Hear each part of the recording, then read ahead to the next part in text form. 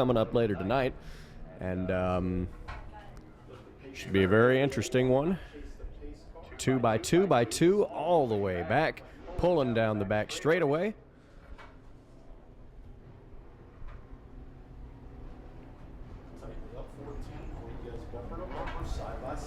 So our first heat race of the night getting set to go. Mike Austin, Eddie Evans up there on the front row. 8 laps of distance, 25 championship points on the line. EJ gets to safety, and here they come, folks. Mike Austin, Eddie Evans looking for green. They've got it, and they scramble down the front straightaway. Who's going to get the jump as they are side by side in one? Mike Austin in the 5 is going to lead them off to number 2. And down the back straightaway, the number 13 car already making a big jump up to the second position, and now he tries to challenge for the lead, headed into turn number 3 and out of turn number 4. No surprise, here comes Dustin Higdon in that 13, but it'll be Mike Austin and Neon who leads that first lap, top 4, breaking away as they go into turn 1. The 5 car continuing up to lead, that is Mike Austin, and here comes the number 3 car, that is Eddie Evans. We saw him pull his trailer up coming in, and that car looked bad fast, and it continues to look bad fast, but here comes, oh, the 13 got a little bit of loose coming out of turn number 4 there as the 88 has now closed the gap. And Mike Austin coming down the racetrack trying to block the advances of Crash. Eddie Evans in car number 3 up to second, losing some time as they go into 1. 3-car battle for the second position as the field has seemingly thinned out behind them, all in single file line. The 13 once again up outside on the 3, coming out of turns 3 and 4, but it will be Mike Austin once again to lead yet another lap here at New Smyrna, but here comes Eddie Evans to challenge for it. Eddie Evans, I think, stole the lap away from him right at the line. You see some of the cars lifting as they get closer to the start-finish line, trying not to break out. So far, so good, but new leader down the back straightaway, it's Eddie Evans in car 3. Dustin Higdon in the 13 trying to make a move up on the high side, but Evans takes the air away as Austin comes back down on the inside, and the number 5 as they come to the line, it's all Evans at the front. 3 wide battle for second. You see Mike Austin starting to fade in the 5 car. And we are hearing reports now that the 3 car has broken out, and has the 88 car. They will both serve pass-through penalties as Dustin Higdon inherits the lead coming out of turn number 4. Here the police sirens out as the breakout rule busting the first 2 drivers of the year. Eddie Evans in the 3, Stephen Brown the 88. They roll through pit road and continue on. But they'll need a caution to get back in this one. Higdon leads. Higdon with Austin behind him, but significant amount of air between the 13 and the 5 machines as they come across the line to take 2 laps to go. Just like that, 2 to go. Eddie Evans, Stephen Brown still ahead of the 76. Richard Monroe still getting the feel of that brand new Cavalier. Actually drove the other 76 car last year. And Vincent Cortez giving that car a good run as he is up into the 5th position. Dustin Higdon will see the white flag this time by with Austin and Aaron Foy in the number 7 in tow in 3rd place as they head into turns 1 and 2 for the final time in this heat. Dustin Higdon with a lead down the back straightaway, pretty comfortable lead there. And the sirens are out again. They got somebody. 88 gets busted again as they come to the checkers. Dustin Higdon will win the heat race, but Eddie Evans once again getting broken out with a penalty as the 88 of Brown yet again. But Higdon will finish the heat race on top, followed by Michael Austin in 2nd and Aaron Foy in 3rd. So a wild heat race there. The breakout rule coming into play a handful of times. Daytona Dodge American Auto pace car as they pace around. Big thank you to a couple of our sponsors, including Bishop's Wreckers Service. Hopefully we don't see much of Bishop's here today, but they are here to help us out if necessary. Also, big thank you to Berlin and Denny's Insurance for sponsoring the Speedway for 2025. Daytona Dodge American Auto pace car getting ready to peel off. Our second heat race of the day forming up. And here they come. Steve Barnes on the inside, Sean Fitzgerald on the outside. Green is in the air, and we're underway.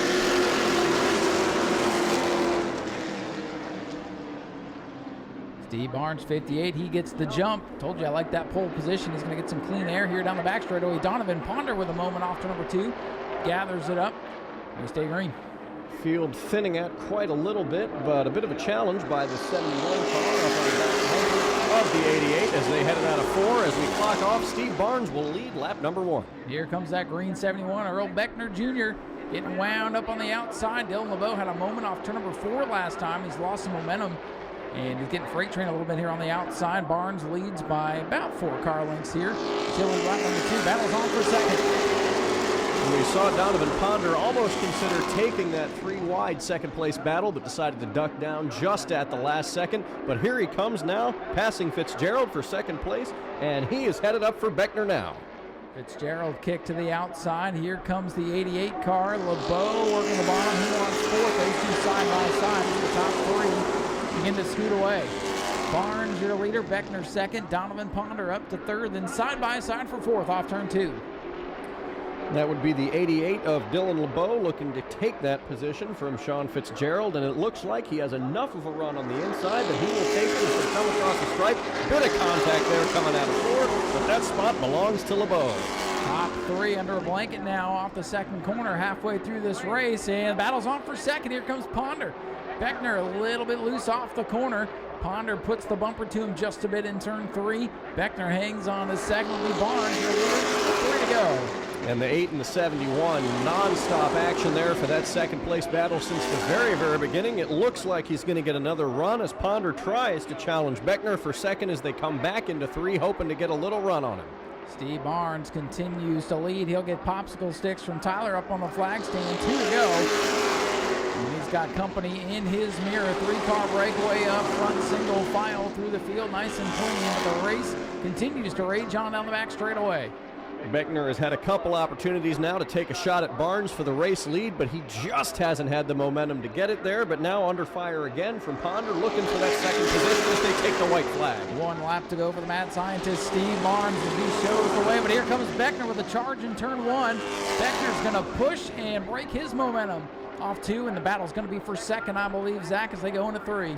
It is, as Ponder had a chance to look low, and he's going to get another shot again. Steve Barnes is going to come across the win, and side by side for second, it's going to be Beckner. LeBeau before Fitzgerald rounding out the top 5. A good battle there for the Sportsman tonight. Start to look a little bit different, and then you'll see why the Florida Southern Ground Pounders are different than any other vintage racing group out there. Down the back straightaway. Pace car picking up the pace. Staying 2 by 2 by 2. Starting formation, heading into 3 and 4, getting ready to take that green flag. EJ takes the American Auto Daytona Dodge pace car off the track. And there's the green. Again, they tiptoe down into 1, so the excitement will pick up off turn number 2. Scott Cutter and Brandon Blevins leading us off of 2, and here they go. They'll pick up the pace, and they'll start to race down the back stretch.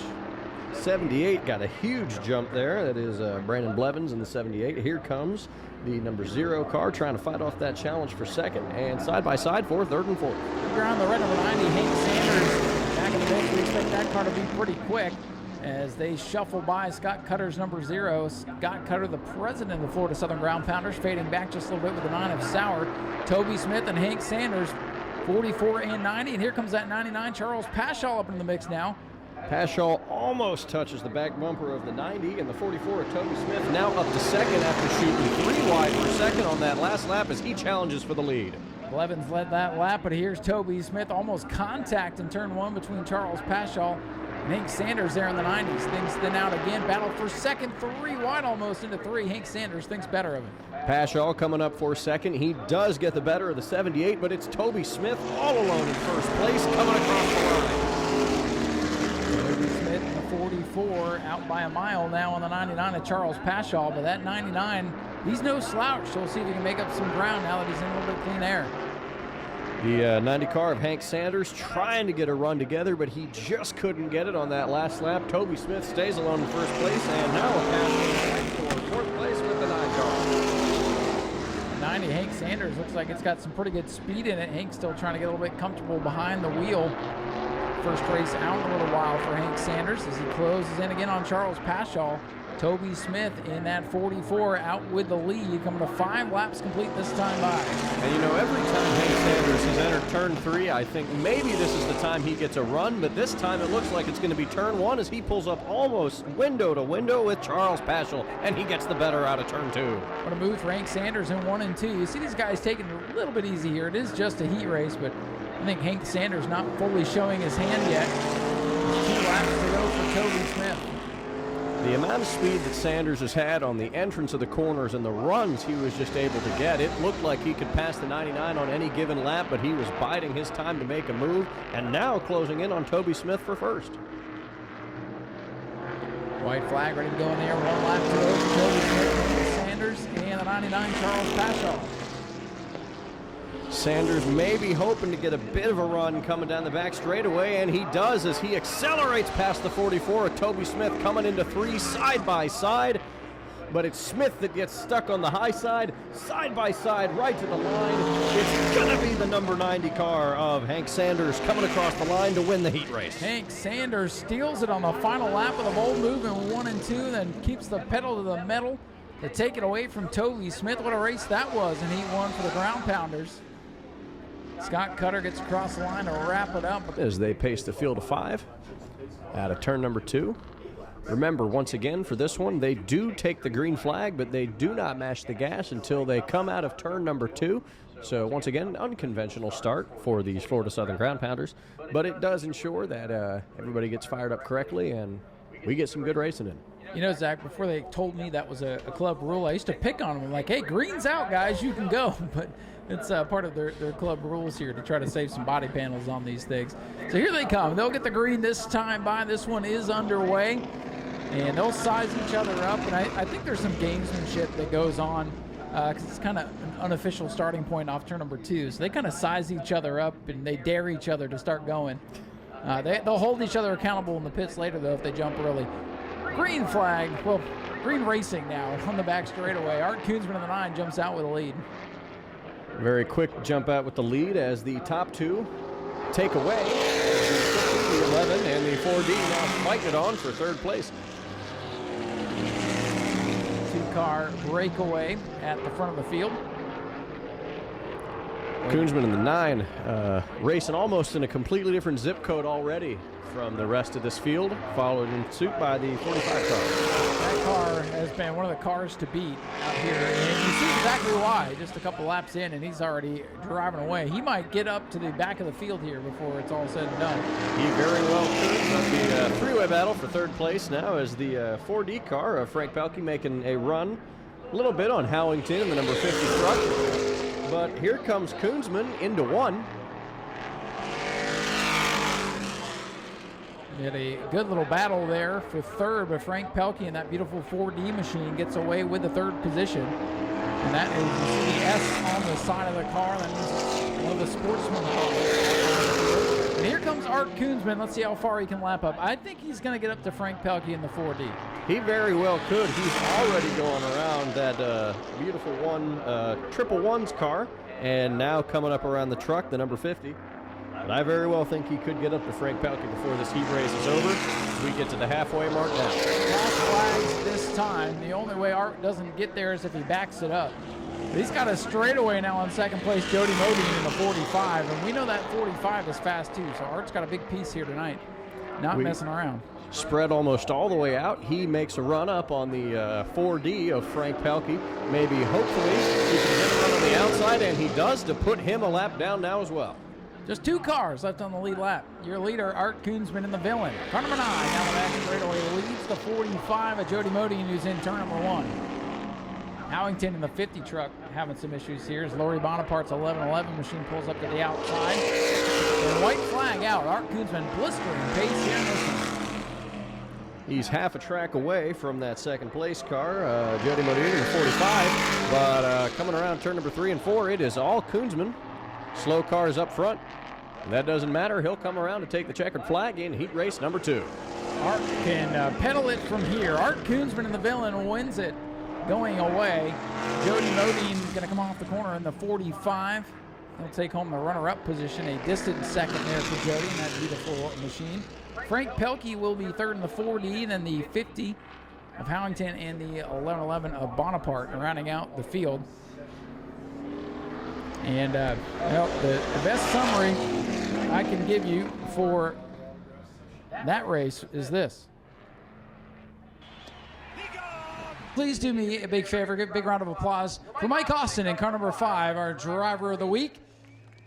We'll let him hop out of the car, we'll grab a word with him, and we'll introduce you to the man inside of this Dodge Neon Bomber 8. Ladies and gentlemen, let him hear it once again. Mike Austin, our driver of the week. We'll get him over here to the front of the car. We'll introduce you to him. Well, Mike, you've been out here racing with us the last several years or so in this Bomber A division. First of all, we want to thank you for your commitment to what you do here at the Speedway. We know you're racing for a lot of good causes. Tell us a little bit about the racing family that you bring with you each and every week. I always bring my family, my crew chiefs, everybody that helps me, my brother, one of my main sponsors that always supports me, and always provides food, so we have something to eat every week, and if something breaks in the car, he's always ready to get a part and let's get it fixed. Well, it's all about family out here. And tell us a little bit about Tim, who's been coming to the racetrack with you. He's hoping to get back behind the wheel. Tell us a little bit about his story, too. Yeah, Tim's a good friend of ours. He loves racing, and he was supposed to be in his car last year, the 17, but he needs a liver transplant, so the doctors said that it's not a good idea to be in a race car currently, so he's supposed to be going on the waiting list sometime next month, and hopefully he can get a liver transplant so he can get out here and jump back in his car that he loves to do. How fun would it be to finally get to race with him? That is exactly what I would love to do. It's nice to race with your friend and a teammate. So, Mike, how are you feeling today after the heat race? What's it going to take to do well in the main event? Well, I won't be in the Neon for the feature. About lap 3 or 4, I started the clutch started going, so I was slipping down the whole entire front and back stretch. So I'm going to be pulling out the backup car, the 17 Cavalier, and put that in the feature and see what it does. Well, it's a good thing you have 2 cars. We wish you the best of luck. Real quick, do you have anybody you'd like to thank? Any sponsors you want to get out there? Yes. Number 1, my brother, DRT Services Pest Control. Like I said, without him, he does a lot of the work, and I really appreciate that. And then Evermark Construction, Gio's Italian Ice, Mr. Delicious, and I'm sure I'm forgetting some people. My family, the man above, for always letting me do this, waking me up every day, and for what you do here at the Speedway. Always great announcing, and your podcast, and all the fans and New Smyrna staff. Well, Mike, thank you again. Mike Austin, our driver of the week. He's going to hop in the backup for the main event, but he's still going to be in the field.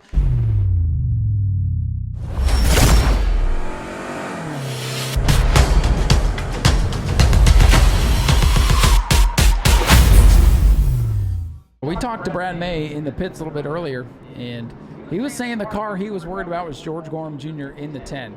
Easy to say when George gets here, but I think we're about to see who he's really going to have to deal with to see if that Shaw 17 car has anything for this field.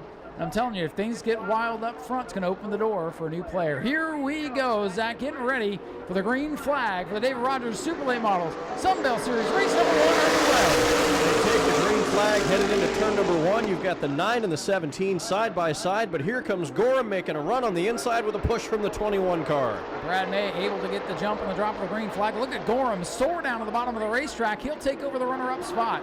Brighton Horner in the 21 going to follow him through. Outside lane starting to fall backwards. And Horner in the 21 getting an advantage over Shaw in the 17, but it's Brad May all alone in first place as George Gorham continues to make up ground on the back straightaway. Now that 17 is Shaw starting to fade backwards. Thought maybe he'd be able to get up there on the outside and make some headway. Backwards. It's a 3-car breakaway right now. You know, we saw the 17 of Shaw. He was posting lightning fast qualifying times, but now he's about to get passed yet again by that shiny red number 22 machine, but all alone in first place still is Brad May. Gorham in second, and the 21 car close behind both. George Gorham Jr. car 10 starting to close in for the race lead. That battle with Robert Jonas and Shaw the 17. He goes down to the bottom of the track. They almost touched. Close call there in turn 1. 21 between the 22 17. Here comes Austin Terrace in the 29 back into the mix. Gorham almost had a run there coming out of turn number 2, but he could not make it stick. He tried to get it again. Side by side for fourth place now is the 29 and the 22. Two cars trying to break away at the front of the field. It's the 9 and the 10. The two drivers we talked a lot about here today as being the cars to beat. I like what I see out of Brighton Horner's number 21. That's the white and red car in third on corner number 4. And how about 3 cars battling for fourth as Austin Terrace has the lift. Terra quite into the wall a little bit as Jonas is able to stifle in line in 5th place. And single file back to back now as we continue to move on. It is Gorham and May, 1-2. I think Darren Shaw's finally starting to settle in here in car number 17 as he tries to pull away from Robert Jonas in car number 22. Battle for the lead. Beginning to heat up a little bit now as George Gorham tries to get a run on Brad May. Gorham almost had a run down there back straightaway, but coming into 3, he's gaining a little bit of ground, but coming around to hit the line, it's all Brad May in first place. Already 7 laps up on the scoreboard. Brad May, George Gorham, Brighton Horner, your top 3. Shaw holding on to 4th. Jonas in 5th. Austin Terrace is 6th. And it's Derek Kelly, Morgan Hoover, Trent Hennick, and Nick White, the top 10. Brad May back around to lead lap number 8. May and Gorham almost coming up on that slower car of Nick White. It could be interesting if they catch him and possibly lap him. We could see Gorham maybe using that slowing down May to his advantage. I'm sure we'll find out soon. It's going to be tough to get around Brad May at the front, but if anybody can find a way to do it, it'll be George Gorham in car number 10. Gorham just a couple of car lengths back. Obviously, right now, Brad May and George Gorham, the class of the field, as they come up on traffic for the first time tonight. Nick White's 22. He moves to the high side. May and Gorham going to file by. Letting them go down to the bottom. It is May and Gorham first and second. But I'm liking what I'm seeing back there from 4th on back between the 17 and the 22 cars. They're really putting on a close battle, and I think in the long run, they could show some serious speed here tonight. I think you're absolutely correct about that. They're showing it early here, 11 laps ago up on the board. And they put half a straightaway now in the 3rd place car of Brighton Horner. Darren Shaw at 17. Bit of a rough start. He started outside pole, drifted back to 4th, but slowly starting to settle in. I think the battle for 3rd could be between the 21 and 17. Robert Jonas, Austin Terrace, 22-29 battle off turn number 4. That is 5th position. Here comes Terrace, so we'll look into 1. The slow car of Trenton Hennick in the 9th position, about to get put a lap down by leader Brad May. We'll see if he defects to the high side to let the 2 leaders pass by, or if they'll use him potentially for Gorham to make a move. 21 car, Brighton Horner, you know, he got a jump early on in this race, but he's really sort of fallen back, and now here comes Darren Shaw maybe making a challenge for that 4th position. Yeah, 21 slowly starting to slip backwards in the front of Shaw. Again, didn't know much about Shaw. I was surprised to see that 17 car here. Honestly, the first time I've seen it. And I think he's a big wild card in the field today as he closes in on Brighton Horner for 3rd. You know, and he came all the way here from Missouri, so he's got some time on the road to think and how to set up this car, and it looks like from qualifying at least, he brought a really fast machine to the track today. It's really now all about to move up to the front. Now behind him, the 29 Austin Terrace out of Maine, another driver with a long trip down. Ready to make the long trip back home, as a matter of fact, but he moves up into the 5th position as Robert Jonas slipping and sliding off the corner. Trenton Hennick in the 15, he's slow. He'll bring it in off turn number 4. 15 car pulling the pit road. The gap between May and Gorham continues to be about 10 car lengths. They can't seem to get anything, but here comes Darren Shaw trying to make a move on Horner for 3rd. It's going to be a good one here. And we've got a couple of cars side by side in turn 3. That is the 39 Morgan Hoover working the inside of Nick White. And now Morgan Hoover off the pace, announcer's jig in full effect here off corner number 4. Hoover in trouble as Brad May leads us to lap 18. Shaw getting closer and closer to the back bumper of Horner as each lap ticks by. When will he make a pounce for 3rd? As the 39 car there of Morgan Hoover now pulling down to the apron, probably coming to pit road this time by. Tough break for Hoover in car number 39. That battle for 3rd going to go around him. Hoover will make it back to the pit, so we'll stay green. The 15 car now pulling off of pit road of Trenton Hennick very slowly, but it is Brad May and George Gorham now coming up once again to lap the 22 car of Nick White to put him a second lap down. As the field getting pretty strung out here, save for the battle for third between Horner and Shaw. And keep in mind for later on tonight, second race, a mandatory 8-car invert. And right now, 8 cars still left running on the racetrack, so those cars in line to hit the invert. We hope everybody else out of the race early will be able to join for race number 2. Still a great battle for third as the 17 of Shaw all over the back of the 21 of Bryce Horner. And Bryce Horner really holding that position. Shaw getting even more of a run down on the inside of turn 1, but he could not make that run stick as the leaders go by putting another lap down on White, and it is still May alone in first place. The 17 of Shaw lost the nose that time in turn 1 and 2. Really sent it down in the corner, trying to get a run on Brighton. The front end pushed up the racetrack. He's going to try it again. Watch the 17 start to wash up the track as they come off the corner, and Shaw, oh! Big save. He's getting passed now by Austin Terrace in the 29. Almost catastrophe for the 17 team of Darren Shaw, able to avoid it as the 21 of Brighton Horner continues to pull away now. Horner's got a little breathing room now as Shaw tries to regroup after that big save just a lap ago off turn number 2. Austin Terrace, 29, trying to work his way back up through the field. Terrace out of Portland, Maine, for the longest haul award here today, closing in on that 17 of Shaw. And you know, Zach, with the 17 getting sideways there, might have burned up his tires a little bit more than he wanted because he's now following the clutch of the 29. But as I say that, he closes in on Brighton Horner for third. That is the hope, is that he could potentially dig himself out of that hole he created, and it looks like he would, but he just can't get a run to stick the way he was before the incident. Hopefully he can pick up some help from the 29, and as I say that, here he comes with a 1 right now down the back straightaway. Lap traffic ahead, Nick White in the 22, keeping up to the high side. Slow groove here is on the bottom, but Nick White just trying to get out of the way of these guys as they storm by him. Down this long front straightaway, 3 cars now duking it out for third. 21, 17, 29 off turn number 2. Brad May still your leader, 27 laps complete, already past halfway.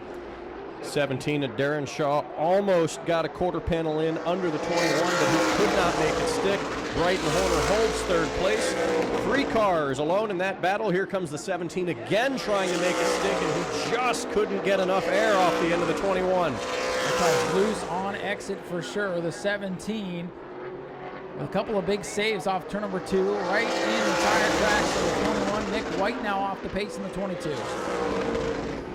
It looks like that battle for the lead continuing to stretch out. Brad May keeping his roughly 10-car advantage over George Gorham. The 17 of Darren Shaw trying to make another pass for third, and he still just can't get it to stick on the bottom. Yeah, that front end just wants to take off with him. When he gets back on the gas, trying to come off the corner, front end wants to point towards the wall in the 29 now with a run. 17 with a run, sideways again. Great racing for third. 17 was all over the back of Brighton Horner's back bumper. Hopefully he can maybe get it to stick here. He does not. He gets drafting help from the 29, but he still can't manage to touch the rear quarter panel. Yeah, you mentioned the draft. You might get a sniff of it down these long straightaways. Man, Brighton Horner doing a great job to hold off the 17 right now. Shaw doing everything but put the bumper to him. The other 21 car of Derek Kelly now slowing up as leader Brad May coming up around him. He'll defect low. Ooh, giving May a little bit of a race here around him to pass as they come out of 4. Kelly trying to keep that car on the bottom, had a handful, and look at the battle for third in turn 3. Shaw underneath of Horton now as they come side by side off the corner. Shaw will not get the advantage this lap by, but hopefully he can get the run down in turn 1 if he gets it to stick. And it looks like he might be able to get it coming out of 2, and he does. This time it was Brighton Horner who lost the grip on the front end. That car went for a slide. Now Austin Terrace going to dig to the bottom of car 29 for 4th.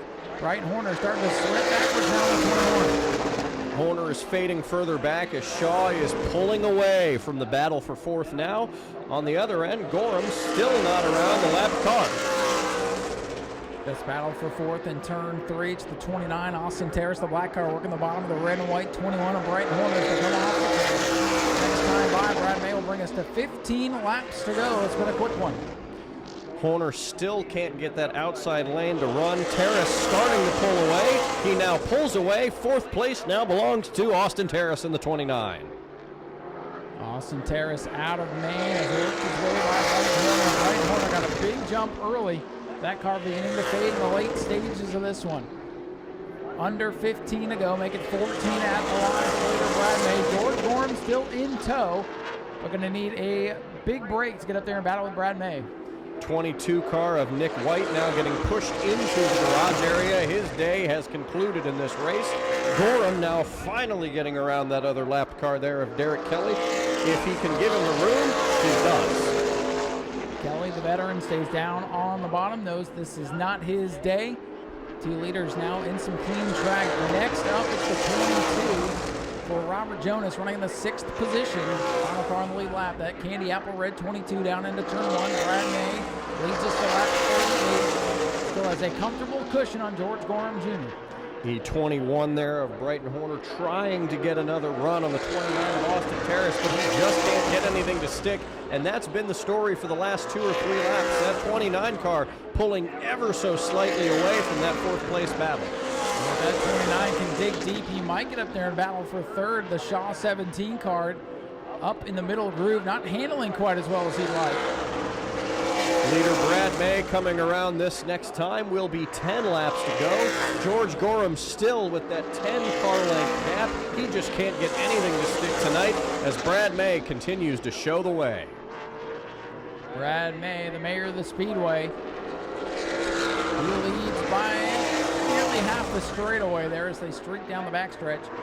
Brad May might not be giving it everything he has. You got to run the same set of tires in race 1 as you race in race 2. So the harder you go in this one, the less tire you'll have come race number 2. We'll see what happens as they're coming up to that bright red number 22 car. That is Robert Jonas. That will be the next lap car that the leaders do have to make an attempt to get around. But other than that, it seems everything is settled into a pretty solid running order here around the new Smyrna Speedway. Your leader off turn number 2, Brad May in the 9. Less than 8 laps to go. Featuring number 1 for the David Rogers Super Late models. Kind of an eerie scene around the Speedway. Some of that smoke begins to filter under the lights. And Brad May making it eerie for the rest of the field as he continues to pull away.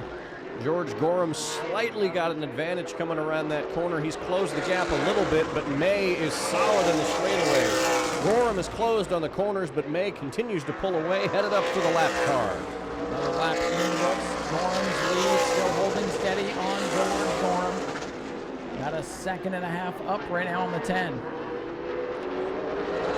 Brad May continuing to show the way on this slight bank of fog that we have coming in off of turn 1. Smoke almost. May keeping it solid. 5 laps to go. And Brighton Horner slow on the back straightaway. Is there a problem with our 5th place car? Yes, he's off the pace. Brighton Horner bringing it in. A race of attrition. That'll move Robert Jonas, that red car, up to 5th as he slides it up off the corner. And he's got the leader, Brad May, in his rear with 4 to go. You know, that 21 car got such a good run to start the race, but since early on, he has just been falling back, getting run over by Darren Shaw in the 21. But now as we continue to move on forward, Brad May showing the way. 4 to go at the line this time by. Not much longer for Brad May to bring it back around for his first win of the year. Brad May in car number 9, catching the 5th place car, Robert Jonas. He'll look for popsicle sticks this time by. That'll be 2 to go. We'll see what happens as they make it around turns 3 and 4 as they get the 2-lap to go signal. Brad May looking to show why they call him the mayor of the Speedway as they go into turns 1 and 2 to pick up his first, I'm sure, of many wins this year. This is Robert Jonas, the 22. He's trying desperately to stay on the lead lap. A little bit of pride for the 22 if he can do so. This time by, white flag will go for white number 9, Brad May. But don't look now, here comes George Gorham in the 10. Gorham taking advantage of that 22 car being slow, seeing if he can maybe get one final run as they come into turns 3 and 4, but I don't know. I think this might be Brad May's day. Traffic ahead, final time off turn number 4. Brad May letting George Gorham get there, but he won't be there. Brad May takes win number 1 of the year ahead of George Gorham Jr. Car number 10. The 17, Darren Shaw, will bring it home with a 3rd place run. Austin Terrace in 4th, Robert Jonas in 5th.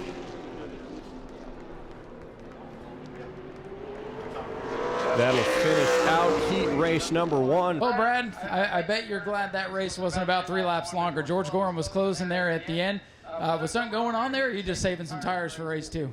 Trying to save as much as we could. Just got up to the next car and thought if I didn't have to try to get in there and, race by him, if I could stay in the lead without, pressuring him, I'd let him go on and stay ahead of us. But just trying to get out there, save everything we can. We know when it comes to the second race, the long race tires, you got to take care of your tires a lot. So hopefully we've got something good for the next race. I feel like the car was good then. I have a feeling he was doing the same thing at the end, so I'm sure they'll invert a bunch of cars and it'll be a different race next race. Yeah, the good news is after qualifying on the pole, the youngster in the stands drew a 0. The bad news is for race 2, it's an 8. So 8 cars, you gotta start 8th past 7 cars, I guess that would be. So you got your work cut out for you in race 2. Oh yeah, it'll be a lot different race next race, but that makes it more fun. Absolutely, and what a great start to the year, defending track champion and win number 1. What's it going to take to get number 2 later? Hopefully a lot of the same. The car's feeling real good. I think everything's good. We'll check everything out, make sure everything stays the way we thought it was. But everybody that worked so hard, we did a lot of stuff since Speed Weeks. We struggled then, made a lot of changes, did a lot of changing, and came out today, and the car felt a lot better. So hopefully we found something that's working, and we can keep improving and keep it up here in Victory Lane. Brad, congratulations again. Do me one favor here and pick out our winning 50-50 ticket if you don't mind. Brad's going to make a fan if he doesn't already have enough. Brad May, your winner of race number 1. Ladies and gentlemen, let him hear it one more time. We'll head on over here and grab a word with our runner-up here in race number 1 as he debriefs with the crew. George, come on up here to the front of the car. Well, George, you closed in at the end there. If you had 5 more laps, you think you could have gotten around him? Nah, Brad was just riding. I know he was. We've been struggling with this car. It's new to us, and we're still trying to figure it out. It's like 6 races on this thing, and we're getting better and better. We found a lot of things wrong with it today that we should have found months ago, but just a lot of different center-to-center numbers have been off. So we'll get it. We'll keep working. We got a long year ahead of us, a lot of points racing, and, keep coming here and battling with Brad. If you outrun him, we did something right. Well, the good news is you get to start ahead of him for race number 2. What do you think it's going to take to beat that man out here in that second race? He's fast. I mean, he grew up racing here. It's like you take him and go to Armadale with me, it'd be the same role. Like I said, if you outrun Brad, you accomplish something. He's a great driver, good car, good crew, and he's always fast. Well, George, we're glad to see you up here on the podium for the second weekend in a row, and hopefully we're talking to you one spot better in the second feature. Yeah, I'd like to thank all you fans for coming out. It's getting a little chilly. I know the smoke's rolling in, and hopefully we get some more cars, put some more, show on for you guys. Blackburn's Barbecue, Hubbard Family Trucking, Francisco's Collision, my wife, Ira, Michelle, Josh, Lamar, Ross, and Vince. They all come out here and give me a hand, and these one-day shows make it very nice for, us racers that have to work, and I appreciate New Smyrna Speedway doing that. And we appreciate you coming out here. Ladies and gentlemen, let's hear for George Gorham Jr., your runner-up in race number 1. And we'll head over and grab a word with our third-place finisher, Darren Shaw. He's surprised to see him here in the field. Well, Darren, it all ended up going pretty well for you. It looked like the car's a little bit of a handful, but congratulations on third place. Yes, it was had a great time. Been a long time since we've been able to drive, so we're just excited to be here, and car just got tight. It looked a little bit tight. It looked like the front end wanted to take off with you, but you had some of the best battles out there, so I think you might have had the most fun. I had a great time. I'd do this every night if you'd let me. Well, I'll tell you what, we'll let you do it again a little bit later. How's that sound? 10-4, thank you. Do you have anybody you want to thank? I just want to thank everybody that helps on this car. Ladies and gentlemen, let's hear it for Darren Shaw, our third place in race number 1. I don't want to get in the way of Jim's picture here, so I'll read our 50-50 winning ticket if you want to get out your green 50-50 raffles, over $300 to give away here.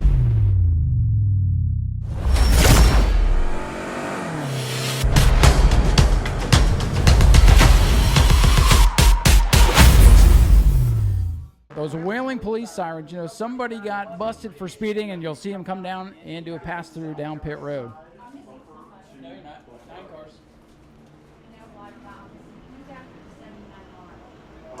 That's the 5. He switched cars. That's right.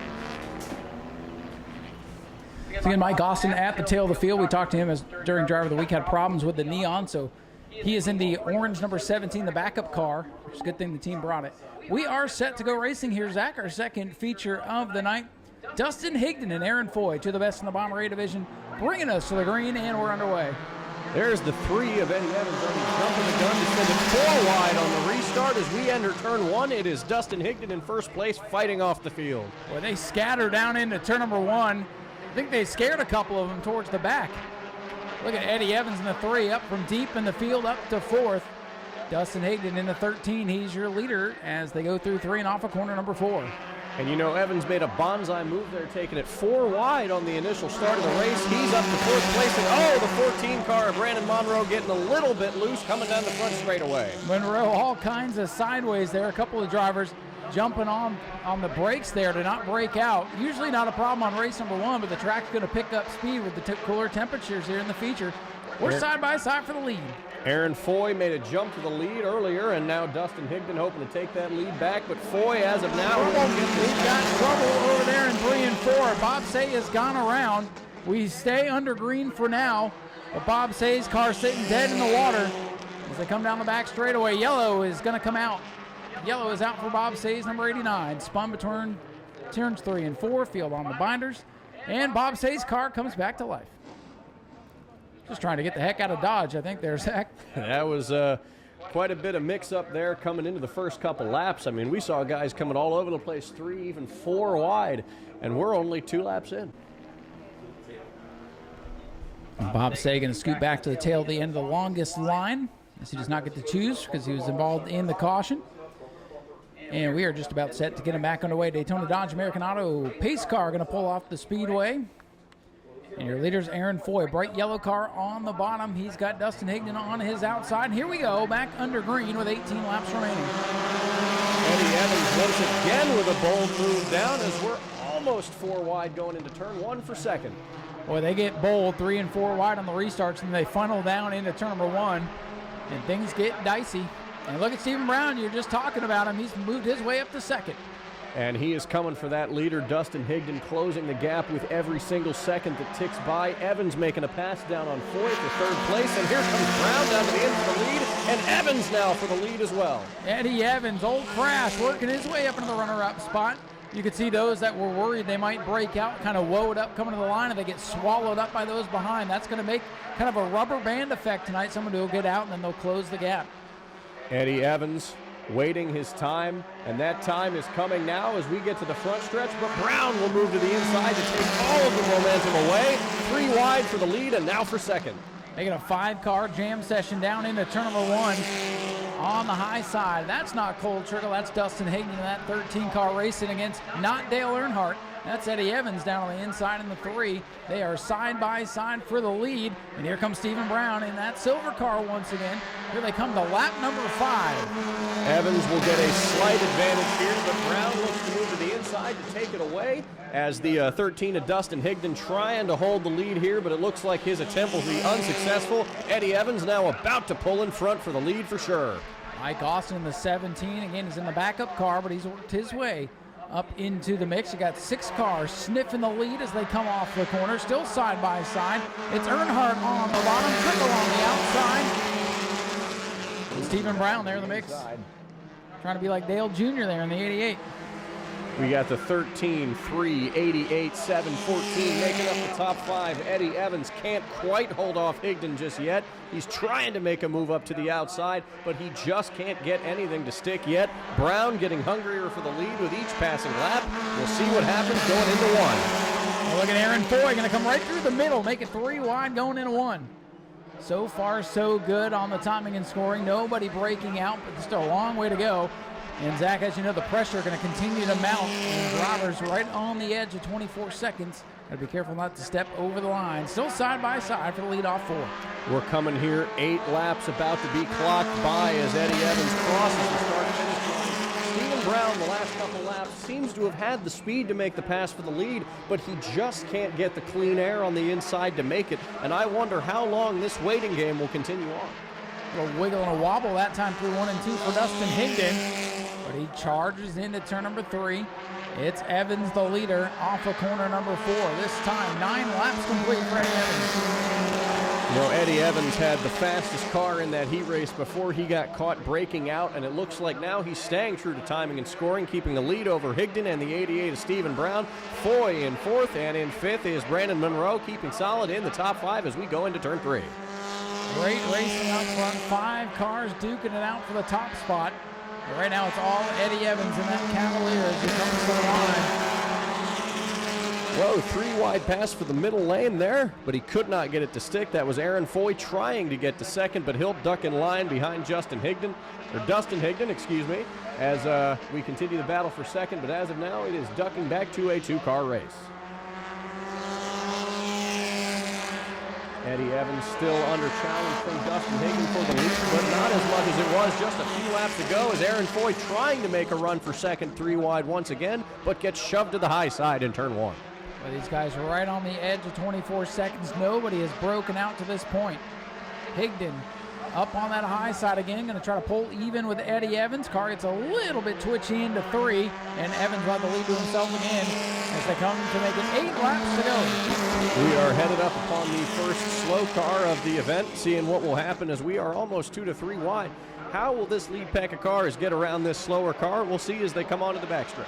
Now that slow car, Richard Monroe, going to pull down on the inside of the racetrack and kind of box in the 88. Stephen Brown was thinking about making a move for the race lead off turn number 2. Had to pedal it just a bit. And we'll see if we can pick up some steam here down the front straightaway. Eddie Evans and Dustin Higdon almost a dead heat there for the lead as they go into turn number 1. Stephen Brown continuing to try to make a move to the inside, but not knowing how quickly that clean air will come to him, as it is Eddie Evans still in first place. One heck of a battle up front. Nobody giving an inch, but they can't go too hard here. And as the laps wind down, the speed could pick up. 5 laps to go next time on. Aaron Foy has been trying to make that 3-wide move pass into turn 1 for second for almost every single lap now, and that move not quickly to work. Dustin Higdon still trying to get a run on the high side, gets to the quarter panel of Evans, but it's all Evans out of turn 4. Car number 3, Eddie Evans again with the lead. He got out ahead that time and had to pedal it, and that'll bring the field back to him going into 1. 5 to go for Eddie Evans, Dustin Higdon, Stephen Brown, Aaron Foy, and Brandon Monroe, the former champion, hanging on to 5th. Dustin Higdon gets the lead momentarily coming into 3. He's going to make it stick on Evans. They're coming around to the slow car of Bob Say, but Evans not quick enough to let that lead slip away.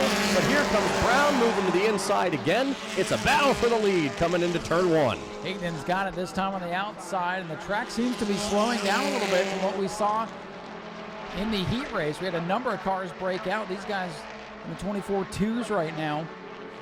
They might just be saving it for the end. Dustin Higdon with a big lap this time. Well, let's see what happens this time by Higdon out in front. That slow car of Bob Say pulling down to the inside to let the leaders go around, and Eddie Evans gets stuck behind that car. Higdon pulling away now with the advantage. Again, Stephen Brown out on the bottom of the racetrack, seeing that lap traffic in front of him. Boy, Dustin Higdon with a close lap, 24.03 last time by. That's as close as you can get, but anything above 24 is okay. Higdon blows it up big time with 2 to go. 2 to go for Dustin Higdon. Dustin Higdon dangerously on the edge of breaking out and losing this race at the last possible moment, but he's got 2 laps to prove it as Evans continues to close that gap. At this point, Eddie Evans going to try to just put the pressure on the 13 machine and maybe make him break out at this point, because Higdon's got a car length on. As the white flag comes out, 1 lap to go for the Bomber A's. Eddie Evans on the inside coming into turn 1. We are just hearing now the 88 car of Stephen Brown has broken out, and it is Dustin Higdon alone in first place. Evans on the charge. We got our first breakout of the day on lap 19. Now here they come down to the checkers. It's Higdon with the lead, but he can't break out. Here they come to the line. Who's going to win it? Higdon by half a car length over Evans. We'll check with timing and scoring, making sure they're good. A photo finish. Give it to Dustin Higdon in the 13 over Eddie Evans and Aaron Foy. Eddie Evans continuously a fastest car. We are hearing the reports that there have been no breakouts. That means that Dustin Higdon is your race winner. Catching up with our winner as he gets congratulations from Brandon Monroe. Well, Dustin, another win out here in another car for you. And boy, you had to hang on right up there at the end. You're battling the clock, battling the competition, but congratulations on your first win of the year. Yeah, I'm not sure where we were at with lap times, but we had to be close. I seen Aaron kept trying to stick his nose in there, so I know we were a little bit too slow or right on the edge. I can't thank Joe enough for letting me drive this car. This used to be B's car. I've drove it twice. I've won both heats and features in it, so I kind of like driving it.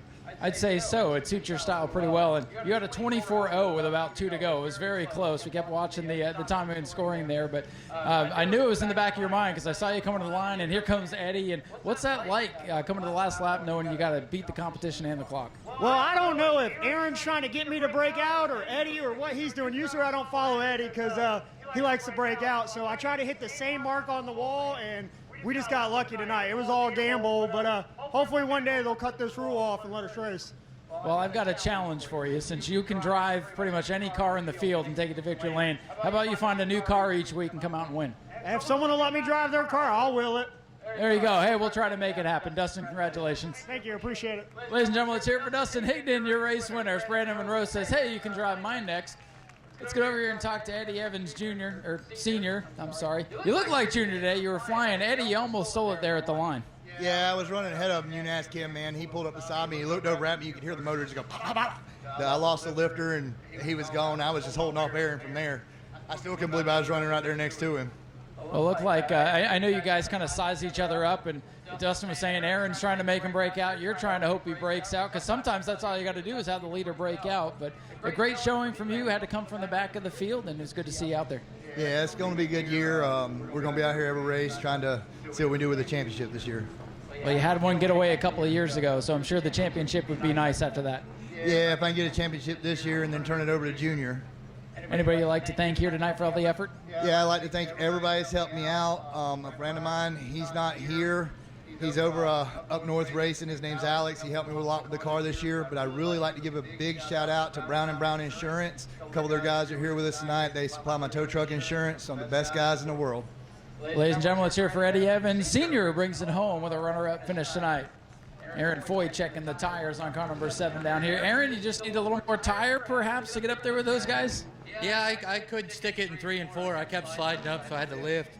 I think I had him coming to the line, but I just didn't want to take it 3 wide and wreck 5 cars. So we'll take 3rd place. It's better than being last, and it was a good battle for I think all 20 laps. So it was fun. Yeah, you were right in the middle of a 5-car sandwich for pretty much the entire event. So that's going to make it even more wild. Racing those guys, racing the clock, being in the middle 3 wide, coming down the front straightaway trying to guess who's going to lift. It's going to be crazy stuff. It's pretty crazy, and I want to apologize to Brandon. And I think lap 1, it seemed like Dustin slammed on the brakes, so I dived off right in front of Brandon, and he gave me a good shove into 1. Hopefully everything's all right. But it was still a fun race. Do you have anybody you'd like to thank? Yeah, my wife, my kids, Charlie for sure, Dustin, Brandon, the whole Bomber A gang, my uncle, my wife, just everybody, the Racing with Ryan podcast. Never forget Tom with Speedway video. We look forward to Sunday mornings watching tonight's action. Well, you'll see yourself coming to the line in that big battle. Congratulations again, Aaron. Thanks, Ryan. Ladies and gentlemen, Aaron Foy brings it home with a solid 3rd place run, and we'll head back up top side. Get ready for 25 laps of Sportsman action up next.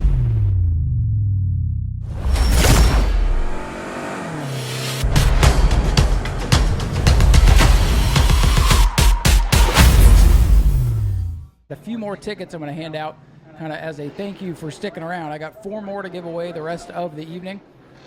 And again, just $5, so maybe you'll get in free, but bring your friends with you next week too. Zach, we are ready to go racing. Lights are down on the pace car. We are, and I think it's going to be a really exciting one. You know, we've had a lot of competitors with a lot of fast cars in these heat races, and as the field enters 3 and 4 for the final time before that green flag, who knows what might happen in just a few short seconds as the field fires up their engines. Flagman waving the green flag to take us to the Sportsman thunder down into the corner, and already some beating and banging. Barnes and Beckner. And who is going to get the jump? Give it to the mad scientist, Steve Barnes, with the lead down the backstretch. Oh, we got a car in the wall. It's the 151 of Sean Fitzgerald. Down to the inside. He keeps it clean on the apron. We are still green. And Fitzgerald trying to get the car to pit road As he's got some big damage to the right side of that machine. Tough break for the rookie as Donovan Ponder is sideways off the corner, and yellow flag and a fly. Trouble for Fitzgerald in the 151, and you see significant damage on the right side. Seemed like he really had nowhere to go on that back straightaway. Got forced up into the wall there by the 07 and the 15, who he was battling with for that 5th position at the time. It's only lap 1, and we've already got a lot of battles going on. Yeah, there was a lot to watch right there. A lot going on. The battle for the lead was a good one, and then right there where Sean was in the mix, he's trying to get it fired back up, but some pretty big damage on the side of that car. So file in, tail in the longest line here. Your leader, Steve Barnes, down on the inside. Earl Beckner on the outside, just like the start of the race. And you've got 4 cars at the end of the field after the choose. So here we go. Zach pace car going to peel in. EJ brings the American Auto Daytona Dodge pace car to safety. And we go back to green flag racing. We are in the 58 with a jump on the restart, trying to pull up in front of the 71 as they head down into turn 1 and out through turn number 2. Good jump for Steve Barnes. The field thins out this time. Everybody's single file already down the back straightaway. Earl Beckner in the 71 has the speed to make a move, but he just couldn't get to the rear quarter panel of the 58. And now Donovan Ponder in the 8 car to the inside, challenging for second. Steve Barnes leads it. Earl Beckner, 71, trying to charge. And the 151 of Fitzgerald slow. He's going to bring that car back to the pit, so something's still amiss on the 151 after wall contact on lap number 1. The leaders come around him. Steve Barnes will bring us to lap number 3. Donovan Ponder had a chance to make a move 2 laps ago. This time he chooses to stay in line, but now here comes Earl Beckner looking to the rear quarter panel of the 58 car of Steve Barnes, but here comes Ponder to the bumper of the 71. Earl Beckner, that green machine, working the bottom of the racetrack, trying to get some bite down there. Steve Barnes wiggles the back into that car off the corner, but here comes Ponder, the 8 car. White and blue working the bottom as they funnel together in turns 1 and 2. Barnes still leads. Ponder looking at the bumper of the 71, but that time to make the move is not now. It will not be in turn 3 either as they continue single file. Ponder looking to the inside, but Earl Barnes will keep the 2nd position with a bit getting loose coming out of turn 4. Earl Beckner hanging on to that car and hanging on to the runner-up spot. Barnes in the red machine, former track champion, the mad scientist, out in front by 2 car lengths as they go into turn number 3. 5 laps complete, 20 to go. Top 3 trying to break away from Dylan LeBeau and Scott Garrity up into the top 5. You know, Andy Nichols started the field in last. He has since made the pass for 9th place, and now he is challenging the 15 of Leonard Whalen for that 8th position. Little battle going on at the back of the field as the top 5 still stay single file going into 3 and 4. Well, just as you mentioned, Leonard Whalen, he sails up the track in 1 and 2, and here comes Andy Nichols in the 66. First time back in a couple of years for Andy in the Orlando Special Effects machine. He works his way around the 15, trying to close in on the top 5 battle now. George Alexander in the 63 on the back bumper. Scott Garrity for 5th. Steve Barnes still showing the way.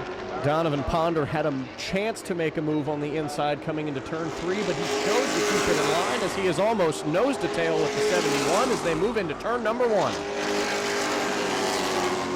Top 3 cars breaking away from the rest of the pack. Steve Barnes still leads it. Donovan Ponder putting the pressure on Earl Beckner Jr. for the runner-up spot. One mistake out of any of the top 3 could be race over.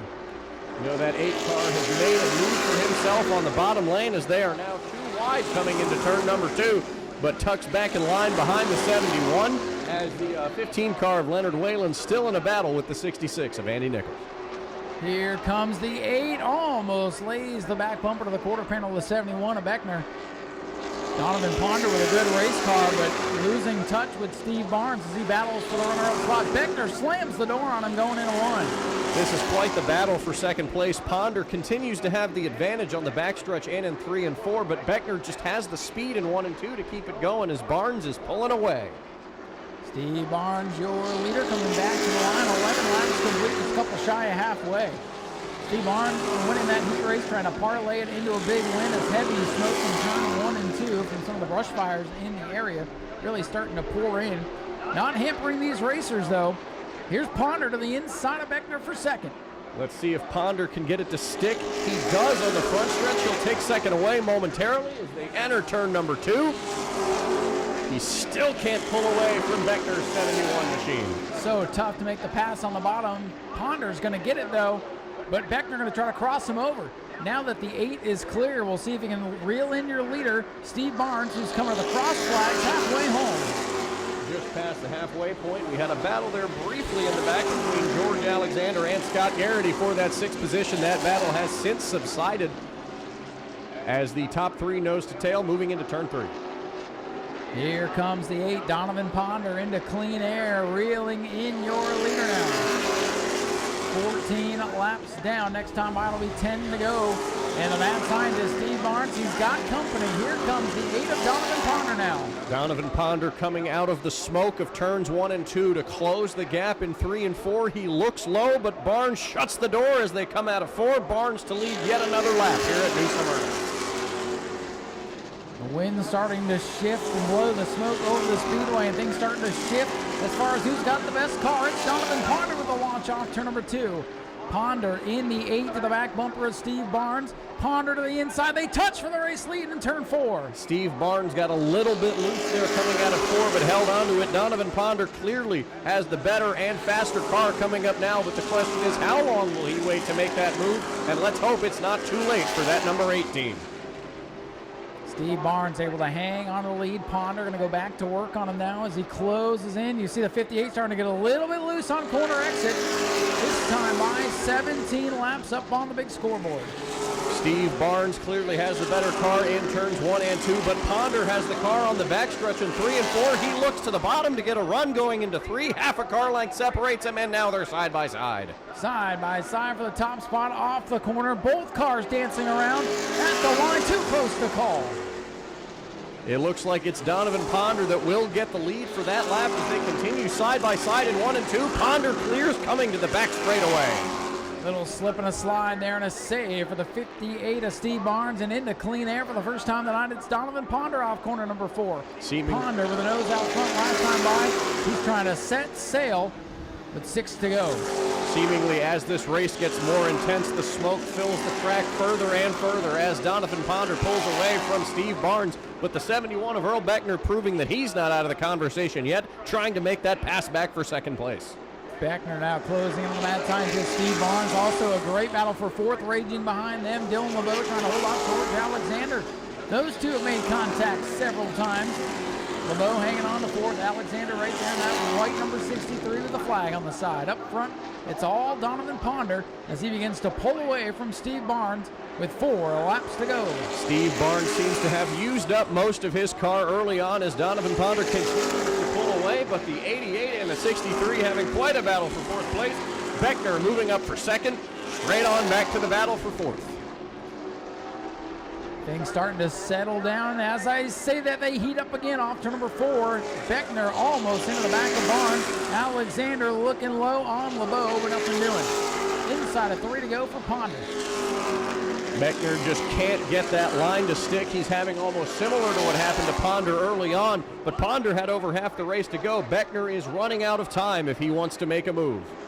Popsicle sticks this time for Donovan Ponder. He's clear to lead. He does not want to see a yellow flag.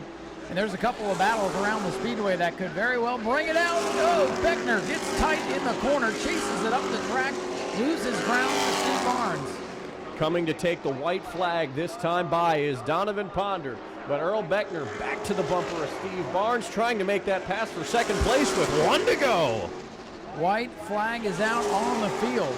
It's been all clean and green. The battle for second rages on as Donovan Ponder sails into turn 3 all by himself. He'll come out of turn number 4 to pick up the first Sportsman win of the year. Donovan Ponder wins it, and Steve Barnes gets knocked out of the 2nd spot. Beckner dumps him into the water barrels. Beckner is 2nd. LeBeau is 3rd, and it's Alexander and Gary the top 5. And boy, the mad scientist is going to be real mad now. What a turn of events there for Steve Barnes, looking like he was going to finish in the top 3. We'll come across the line at the tail end of the field. Earl Beckner with a bold move to take 2nd away there on the closing lap of the race. Yeah, and we'll see what they're going to call on that. But ladies and gentlemen, make some noise for Donovan Ponder in car number 8, a dominant performance. No doubt about it. He goes to victory lane.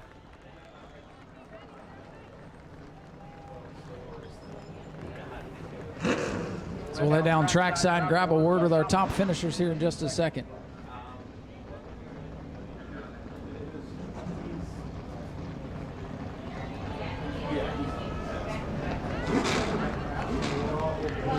Here comes Steve Barnes. Sorry there, Zach. Steve Barnes pulling up to show his displeasure. That'll draw the ire of race control as well. Hopefully things can stay civil between these two drivers. Sorry, Zach. Donovan popping out of the car.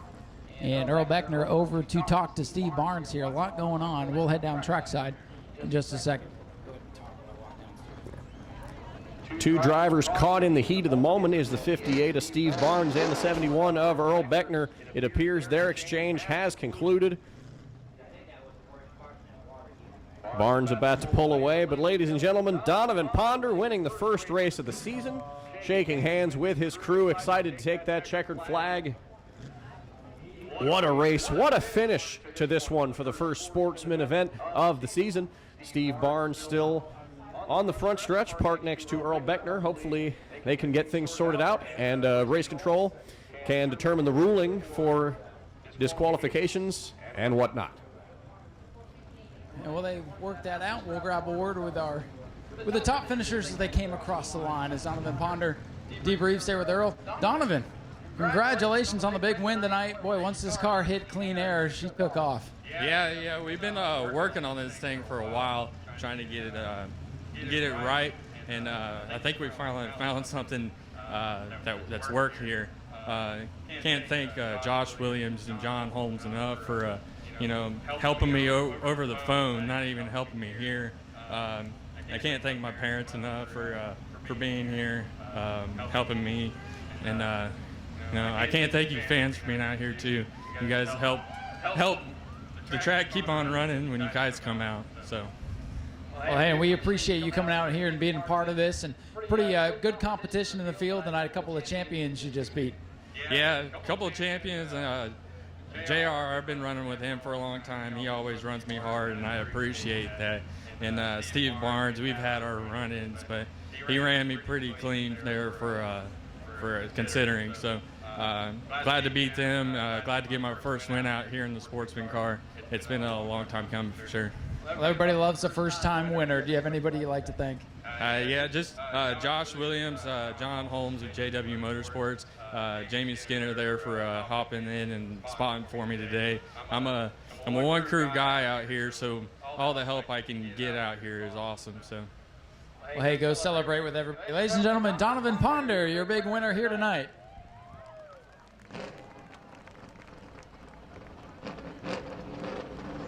All right, we'll grab a word here with Earl Beckner, who brings it across the line here in second.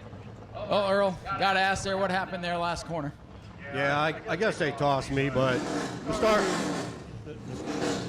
start of the race, he shot me up in the third groove, and I was trying to pass him clean. He kept coming in wide, and he didn't have a line, and unfortunately Donovan got around us there, and I let Donovan go at him, and he did the same thing to him, but he got what he deserved. I mean, I'm a clean racer, but I ain't gonna eat no crow either.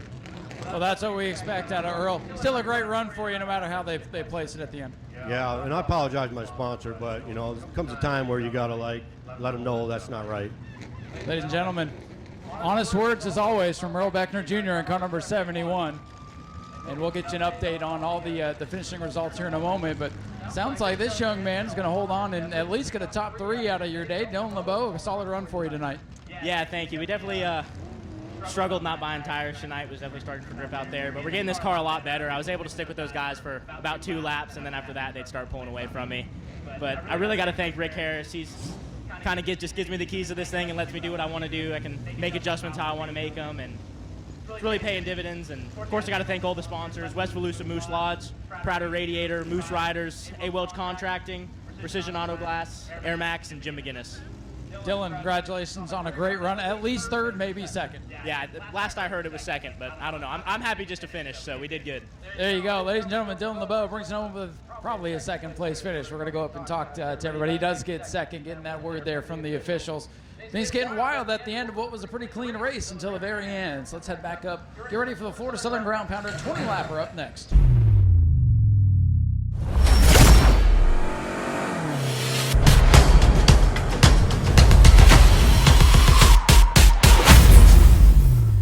That's the team car. The 9 and the 90 are teammates. So they come out of the same shops, have basically the same setup. One's a modified, one's a stock car. Both looking for the overall win, but trying to be first in class as well. I think we'll have to see what happens here. Pace car pulling away as the field comes into 3 and 4, and it looks like we're going racing yet again on this Saturday night. Again, they'll get the green flag here from Tyler on the front straightaway and tiptoe down and hit the hammer off turn number 2. Here they come, double greens out for the ground pounders. An extended parade lap here before they really get them going. Off of corner number 2. Pick your favorite car. Well, let's see how it all plays out.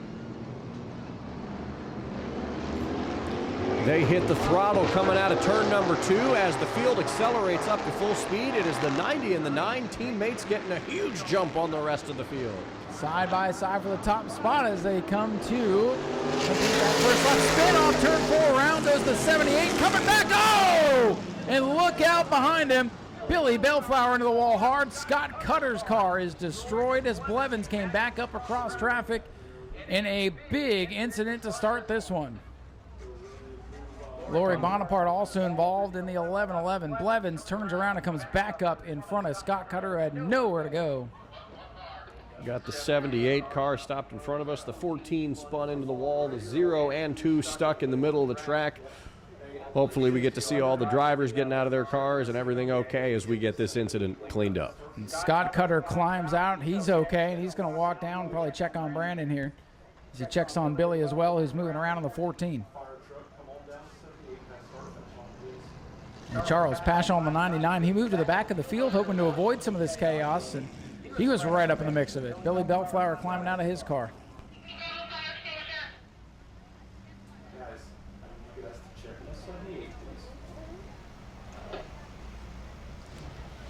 That number 0 car of Scott Cutter about to get hooked up to that tow truck. The driver of the number 14 car, Billy Bellflower, is out of the car.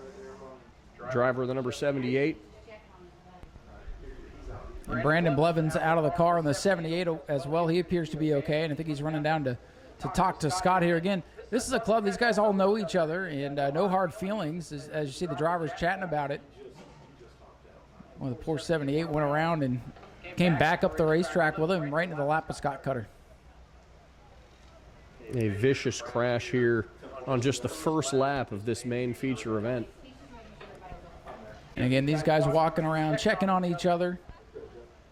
There's no animosity whatsoever between any of these guys. Just one of those things. Nobody did anything to anybody. It just ended up being a big calamity here as everybody was so packed together. Again, this is why they kind of tiptoe to the start to kind of get spread out. But again, if it can happen off 2, it can happen off 4.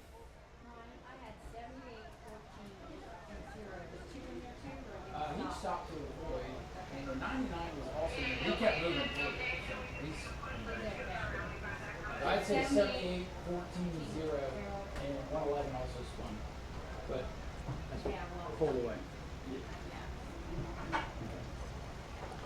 Looks like they have taken the hood off of that number 0 car of Scott Cutter to hook it up to the wrecker to take it off the track as the number 2 car, that is Scott Phobes, stopped to seemingly avoid the crash, and that he did, waiting for the mess to get cleaned up here on the front straightaway to rejoin the rest of the pack on the backstretch. Field under red here to get things cleaned up. And again, if you're down along the front straightaway, feel free to grab a picture, take a look, but please don't linger just in case anything happens down there as they clean up the damage on the front straightaway. Under red here at the new Smyrna Speedway with the 1 lap on the board for the Florida Southern Ground Pounders. Started with 14 of these. I believe 13 took the initial green, and we're down about half the field after a big pile up on the front straightaway. That one will make the highlights on Speedway video. Boy, last week it was Chase Simons going in the wall in the heat race that was Wreck of the Year candidate. Now tonight we've got the Brandon Blevins Scott Cutter crash on the main straightaway. You know, he was real fast in his heat race as well. He was, and he knows his way around. I think Hank Sanders could definitely make us both look foolish, and we'll see what's going to happen here as the Daytona Dodge American Auto pace car begins to make its way back to safety. Hank Sanders, Art Koonsman, take 2. They'll come for the green, and they'll launch off 2. And they will take that green flag, pacing slowly through turn number 1. And as they come out of turn number 2, they will gun the throttle and get the feature underway. And now they start to pick up the pace on the backstretch, and we're racing. It'll be Hank Sanders in the 90 who gets the initial jump as they'll come off the corner to this time put a lap below in the book. Here comes Koonsman looking low, and here comes Toby Smith closing the gap, but the 90 will shut the door on the 9 for now, and here comes that 99 of Charles Paschal with half a spoiler. Half a spoiler, Charles Paschal making a run down the back straightaway up to 4th. Remember, started in the back of the field, involved in that incident earlier in the race. And we got a battle for the lead, heating up. Mark Koonsman looks low, and Hank Sanders. Koonsman looking on the bottom, trying to get that, but the air is just not there as Sanders will continue to lead the lap. Toby Smith, the gap a little bit wider now down the back straightaway, but here comes Koonsman closing back in for the lead in turn 3. Hank Sanders in the 90 continues to lead, but he leaves that bottom groove open for the villain. Art Koonsman. One of the dominant cars in the division, Art and Toby Smith, the 9 and the 44. They've been the dominant force over the past several years, the Florida Southern Ground Pounders. Hank Sanders, though, getting back behind the wheel of car number 90 and showing the way. This time by, they'll put 4 laps on the scoreboard.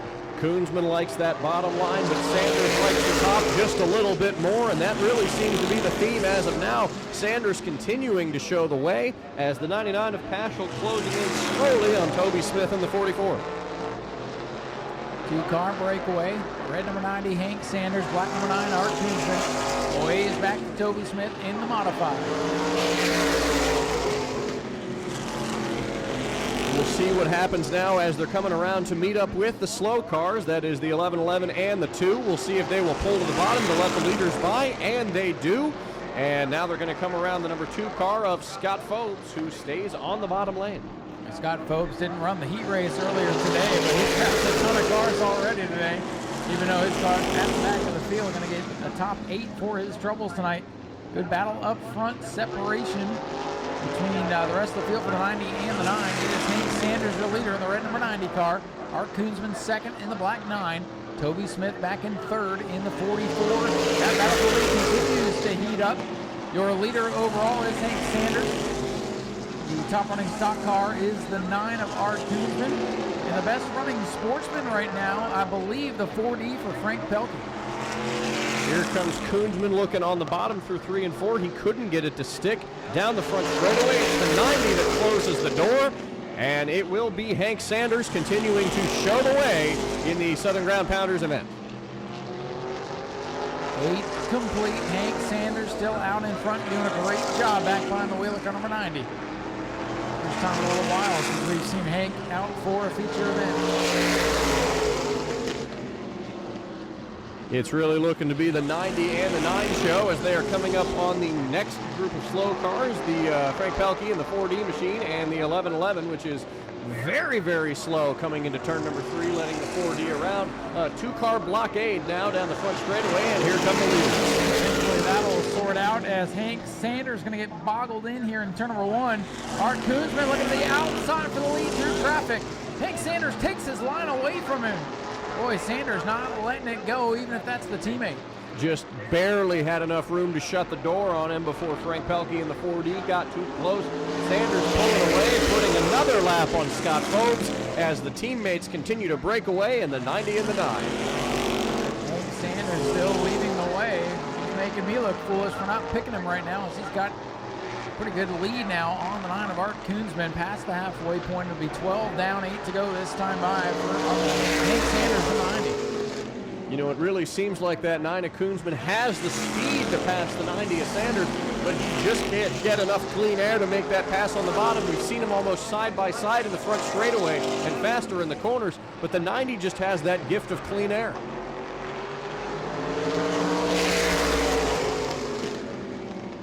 Third place car off turn number 4, dealing with the Frank Pelkey machine. Toby Smith seeing the leaders drive away from him now.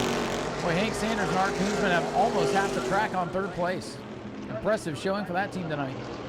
They're coming up now on the 11-11 car. Sanders still continuing to lead. They will let the leaders go by coming into turn 1 and 2. The gap now getting a little bit bigger between Sanders and Koonsman. Now almost 5 car lengths. Just like that, coming to 5 laps to go this time by for Hank Sanders. 5 to go. Hank Sanders, you know, really really making both of us look quite fools for not picking him, as now the gap has closed due to the slow car of Scott Fogues taking the air away from the 90, and here comes Koonsman. Boy, both of them really had to tiptoe that time up off the corner. Things getting slick out there. Sanders starting to pull away from Art Koonsman. Somebody looking to beat the villain here tonight. They're pulling up to the other 9 car, the number 9D, as they continue to make their way around this racetrack. Not much else going on other than the 90 and the 9, making another lap down on the other 9 car as they come up again on the 11-11, and now slow cars are becoming even more of a problem for these two leaders. And this time they box in Art Koonsman off turn number 2. Koonsman thought about threading the needle, but thought better of it as we come to 2 to go. And again, the 9 gets held up by the orange 9. Art Koonsman losing touch with the leader now. That was the other number 9 car there of Eric Saar holding up Art Koonsman. Now in between them. Look out! Whoa! 2. The 9 of Sauer goes around. And yellow flag going to come out right near the end of this one. We'll have a shootout to the finish as Eric Sauer has his night go sour off turn number 2. It's going to be now what seemed like Hank Sanders running away with it there. Now we're going to get bunched back up, and his teammate's going to have a chance to beat him in a 2-lap shootout.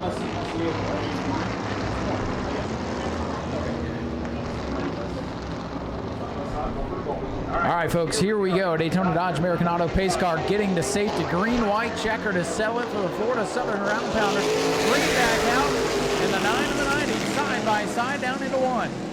The 90 car up on the outside trying to get the run on the 9 of Koonsman, but still side by side coming out of turn 2, but the 90 is pulling away.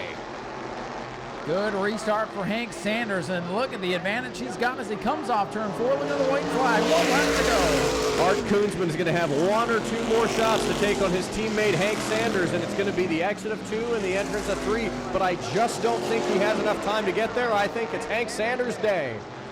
Hank Sanders in the 90 into 3, and he'll round corner number 4 and bring it home a winner. Hank Sanders wins it. Art Koonsman is second, and Toby Smith comes home in third.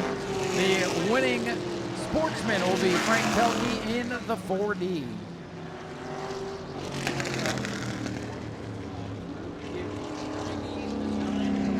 Ladies and gentlemen, here he comes. That's a big round of applause for Hank Sanders, your race winner.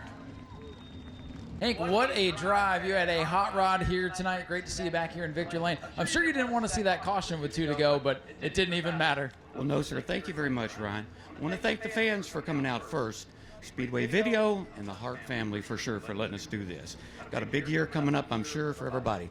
Now, I want to thank my crew first. I got a great bunch of guys, the 415 South. There's a bunch of us. Brian, I'll miss them all. Brian, Pete, Scott, Art, Rudy, everybody. Come on up here, Art. Here's my best buddy in the whole world. Hard to race your best buddy.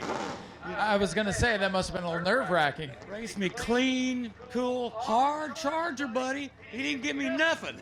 So, great run. Really appreciate all the family and everybody out here. Thanks, everybody. Ladies and gentlemen, Hank Sanders, your race winner tonight, overall and for the modified class. And this guy coming home a winner, too. Art, you win the stock cars, but, man, you've been the guy dominating this thing lately. Hank had a hot rod tonight. New sheriff in town, I guess. I guess maybe, but still, man, you had a great run yourself. Race, real good race. I want to thank the same people Hank did, and my family, and Rudy, Rudnicki, and Speedway Videos, Scott Cutter, wherever he is, and about it. Well, Scott's going to be busy putting some cars back together, but glad yours is in one piece. I hope they're all right. I guess everybody climbed out. That's the best news. Everybody's okay. Art Koonsman brings it home with a runner-up finish. Good job, Art. And we'll head over and talk to our Sportsman winner here today in this beautiful 4D machine. Frank, congratulations on taking the class victory tonight. Thank you very much. You have a good time out there? Oh, I had a great time racing my friends. That's what it's all about in this division, isn't it? Yes, love it. Well, hey, we appreciate you coming out. Enjoy the win. We'll let you guys get some pictures. Thanks for being a part of the show tonight. Thank you. Ladies and gentlemen, Frank Pelkey, your winner in the Sportsman division. We'll let Jim get the photos here. Super Late's getting lined up. One final race to go. 50 laps. So David Rogers Super Late's coming right up.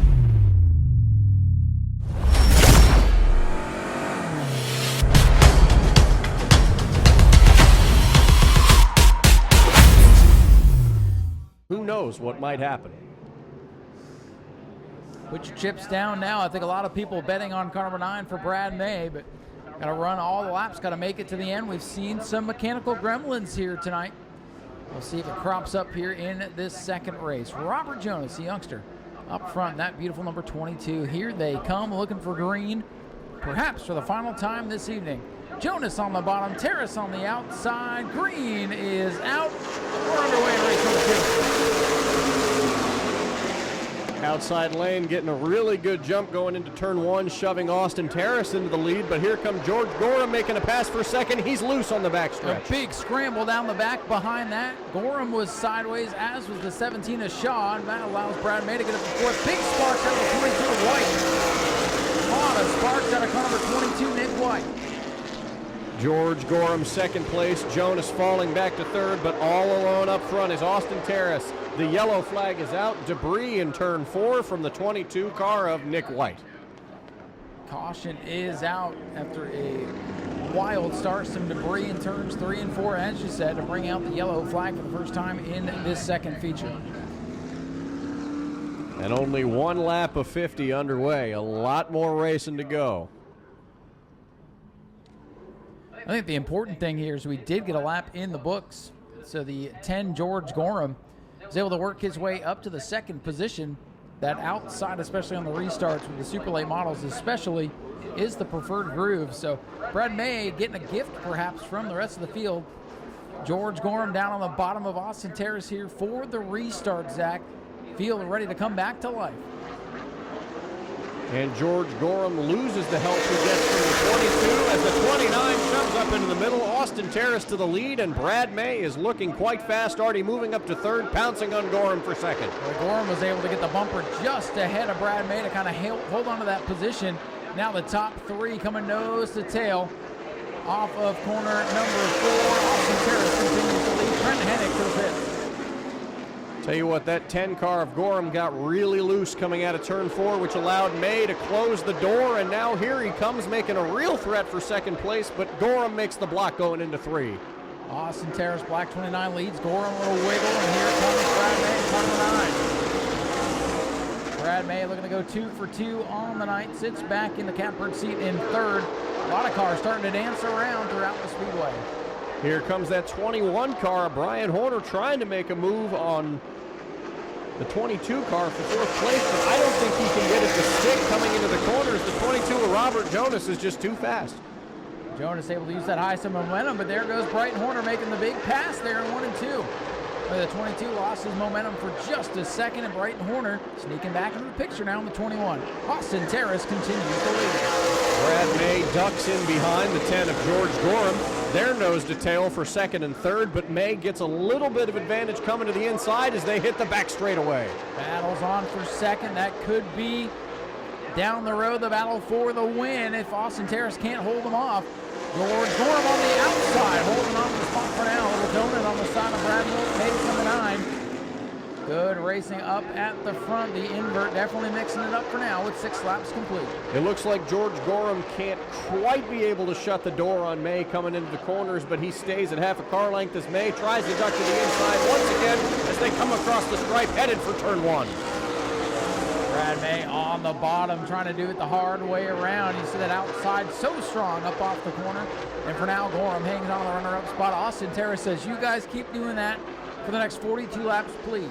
Terrace leads us to lap 1. Terrace hoping the laps keep clicking on by, but closing in slowly is Byron Horner in the 21. He seems to be getting closer and closer every single lap to those top 3 cars as Brad May makes another unsuccessful attempt to pass Gorham in 3. Drivers are racing hard. They know how important track position is. The longer the race goes, the harder it's going to be to pass. Almost an incident off turn number 4 between Morgan Hoover and then Aaron Shaw, 17. They get it straightened out. Shaw, third in race number 1, stuck deep in the field here in race number 2. You know, that 17 car was really fast in that first event, but he seems to be stuck in the back under not his own accord, but here comes Gorham trying to challenge for the lead on the 29, but the 29 blocks his path. Here comes May again, looking to the inside. He sniffed down on the bottom, nothing doing that time. You know, Austin Terrace getting ready to make the long trip back home to Maine after this event. At least going to leave here and say, man, I led some of the best in the business around the Smyrna Speedway. No easy task. Man, if he can hang on for the next couple of laps, he's quite the upset. But Brad May is there lurking in the rearview mirror on George Gorham. Gorham holding on to second for now. Terrace still showing the way. Coming to lap 12 this time. It seems to me like Brad May knows he has everything he needs to pass George Gorham. It's just not a matter of if, it's a matter of when. He seems to have the momentum, but stays tucked in line as to not use up his car too soon. That's the key. There's a long way to go. If you burn everything up now and have nothing for the end, you might never see the front of the field. Gotta wonder if that's what happened to the 17 of Shaw. Remember, this car out of shape on the first lap, really heating up those tires. That might have done him in. You know, Darren Shaw in the 17, he was very fast in that first race, and even in his heat races and in qualifying, but he just can't dig himself out of the hole that the invert has dealt him. He rides around in the 6th position. A little race up front as the 39 of Morgan Hoover slows drastically here on the front straightaway. We'll have to keep our eye on him. Top 3 continue to run under a break at Austin Terrace. Leads up to 15 laps complete, 35 to go. And George Gorham starting to get racy. Gorham took a look in turn 1 and 2. I think Gorham knows he really needs to get out in front if he's going to do it, because Brad May is lurking. George Gorham that time almost had his bumper to the rear quarter panel of Austin Terrace, but he couldn't quite make the connection. And now with each passing lap, the gap between the top 3 is growing smaller and smaller. And here comes Brad May making a run for second once again in turn 3. Good little race up front. Terrace, Gorham, and May, then a ways back to Brighton Horner in car number 21.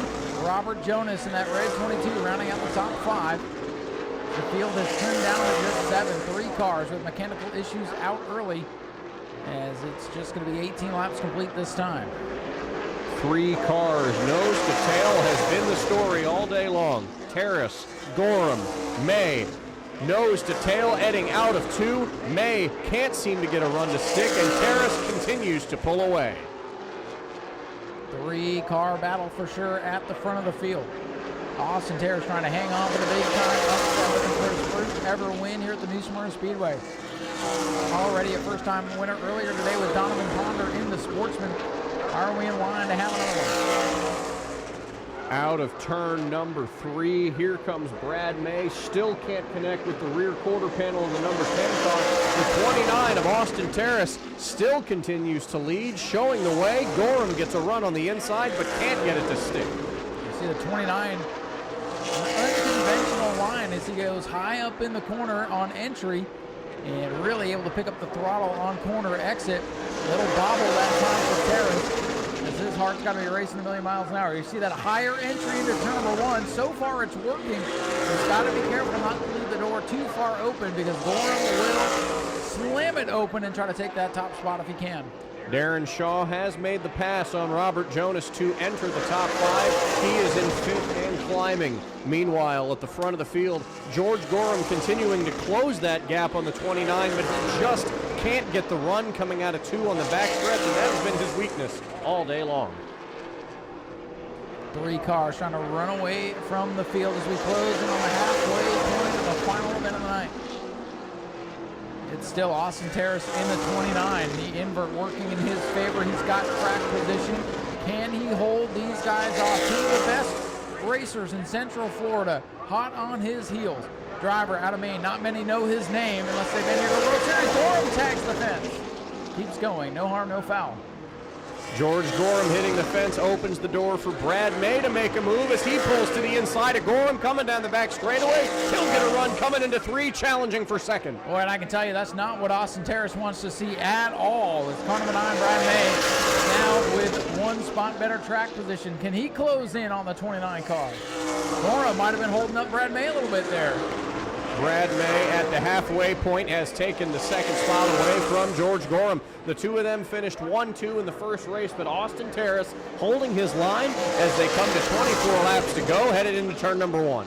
As we saw there with George Gorham, all it takes, one mistake can change the complexion of the race. Gorham a little bit too high off the corner a couple laps ago. Scraped the concrete, broke his momentum. Brad May saw that opportunity, pounced on him. Now trying to reel in Austin Terrace for the lead as the laps wind down. You have to wonder how much time it's going to take before they run into that lap car of Derek Kelly. The gap between them is closing significantly. If that slows up, maybe Brad May can take a shot at Austin Terrace, but as of right now, it's all Terrace at the front of the field. Brad May starting to come to life. He got into turn number 3 and closed the gap quite a bit that time. We know the 9's one of the best here at New Smyrna. The 29, only a handful of starts here, most of them coming in February during the World Series. Austin Terrace, though, has to be feeling pretty good. You see Brad May reeling him in, but leading so many laps here tonight. The 29 leads us to lap 29. This should give him confidence going into the rest of his season up north. Now, whatever happened to George Gorham when he hit the fence has knocked his car severely out of contention. He is 10 car lengths back and falling as the top two continue to break away. Lieutenant Gorham is starting to fade, and I see the brakes really starting to glow, especially as he enters turn number 3. If you watch his car down the back straightaway, watch the glow in the left front of car number 10. Brad May trying to make a pass on Terrace, and he still can't get it to stick. But you have to wonder, is he just waiting around for the 29 to make some sort of mistake? The thing is, I think Brad May has plenty of time, less than 20 to go, but plenty of time for May.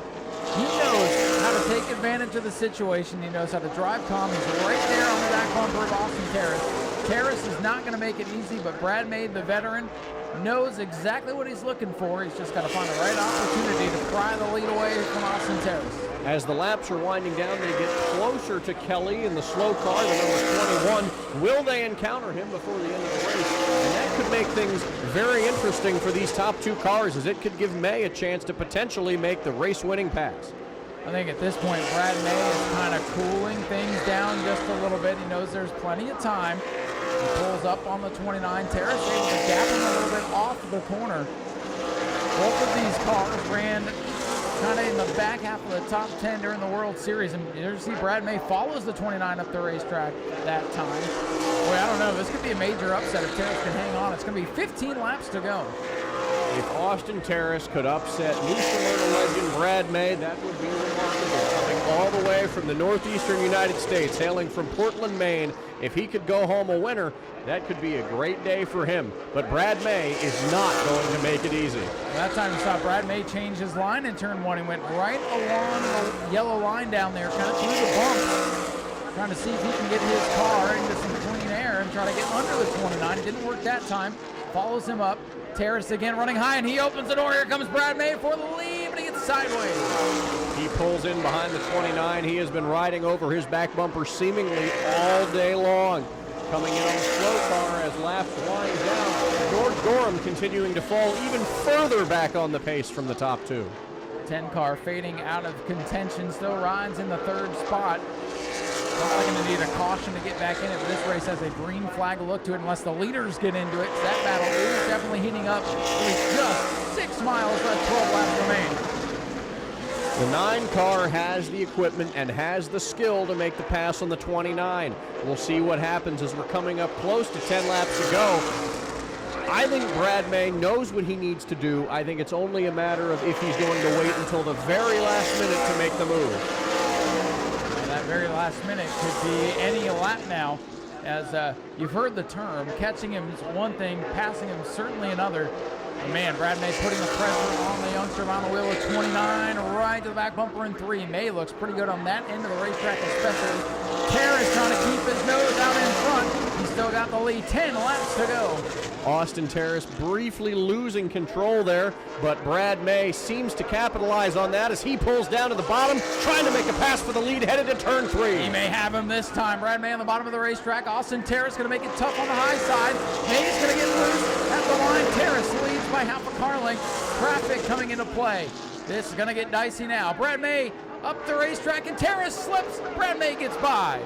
Now we have the lap cars of Derek Kelly and Robert Jonas for them to come up on. Austin Terrace could very well use this to advantage and make a move, but he's running out of time. 9 more laps to go as we count them off in the feature.